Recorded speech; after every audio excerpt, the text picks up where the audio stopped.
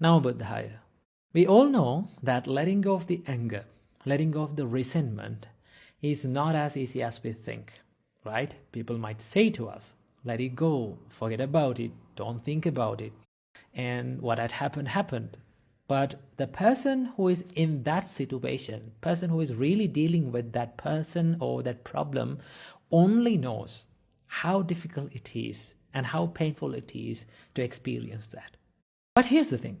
If we need to be at peace, if we need to make peace with ourselves, we need to learn a way of thinking and a way of dealing with these kind of people and these kind of situations.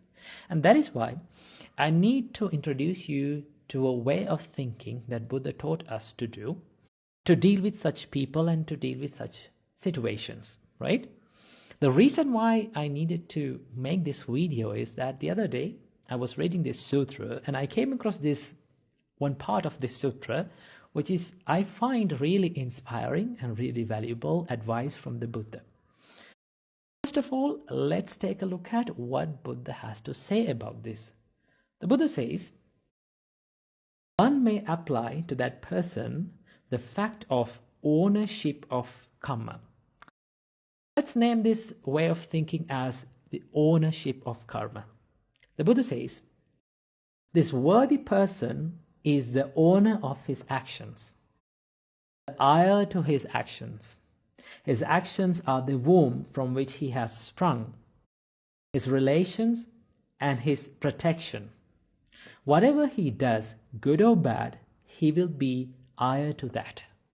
To remove the grudge or remove the resentment of someone, the Buddha advises us to look at their karma. Now, what do you mean by karma? Karma is the action, karma is the intentional actions that we do from our body, from our speech, and from our mind, right? Now, with these intentions, we create sort of consequences. The other part of the karma is called consequences of karma, which we call in Pali vipaka, right? So with this karma, there's one part called the vipaka. That means the consequences of karma, right? The Buddha says, whatever the karma you do with intentions, whatever the intentional actions that you do, it generates its own consequences, right?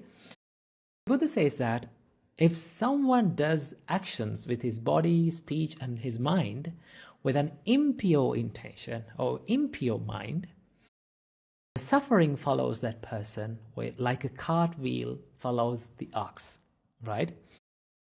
In that case, let's say if someone is hurting you, right? If someone is hurting you and hurting your emotions, that person is doing that intentionally, right? With that intention, he generates karma. Now, if you consider about that intention, you can clearly say that intention is not pure. It is an impure intention. With impure intention, what generates? Impure karma. And when one generates impure karma, the suffering follows that person.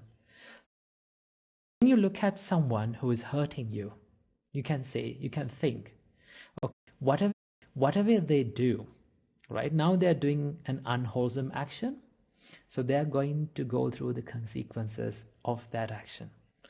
And whatever I do, right, how I react to that, right, how I react to that situation, how I react to their expressions and their way of behaviors is my karma.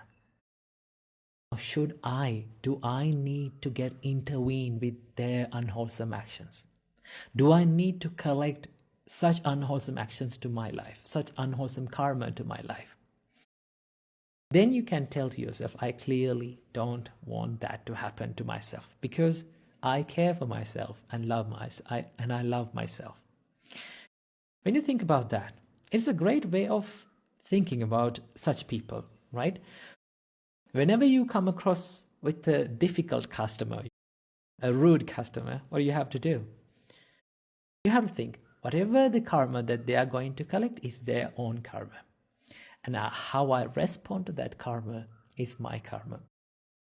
I choose to respond to this situation with kindness, compassion and patience and maturity. Most importantly, maturity is really crucial when you are dealing with such people. Okay, I always say to people that when someone is angry with you, when someone is yelling at you, be the bigger person. That means be someone who is bigger than that person's qualities, right? Be someone who has bigger patience than that person. When you face such situations with patience and maturity, you can deal with such people in the correct way, and also you can let go of that anger and resentment with time, right? I know most of the time you will not be able to do this as quick as you want, right? Although you may need to let go of the anger quickly, it won't happen. But it's okay. Take a good time to let go of the anger by thinking like this, right? Let's say you are going through a difficult situation and someone is angry with you and you are angry with them, right? You hold on to this grudge and resentment in your mind. Then what happens to you? The more you hold on to it, who is the person who is going to get hurt? You're the person who is going to get hurt, right? Because there's a nice saying that says, it's a Buddhist saying that says that if you're angry with someone, right? If you're holding and you're hating someone, it's like holding a hot coal, right? Or red hot iron ball in your hand, and you're trying to throw it at another person to hurt that person. If you take a red hot iron ball to throw it to a person, who is the first person is getting hurt? You're the one who is getting hurt first, right? In the same way, if you hold on to the anger, if you hold on to the resentment about someone, the first person who is going to get hurt is you. So when you understand this, and when you understand that self-care, self-love, self-compassion is important to heal, then you can let go of that anger. This is the way to think about the person. Think in the perspective of karma, right? Whatever they do, it is their karma, and how I respond to that is my karma. I choose to collect a good karma to my life by responding to that situation with patience and maturity. So I hope this idea will help you to deal with such people in the correct way. And I wish you all, may you be healthy and may you be happy. Namo Buddhaya.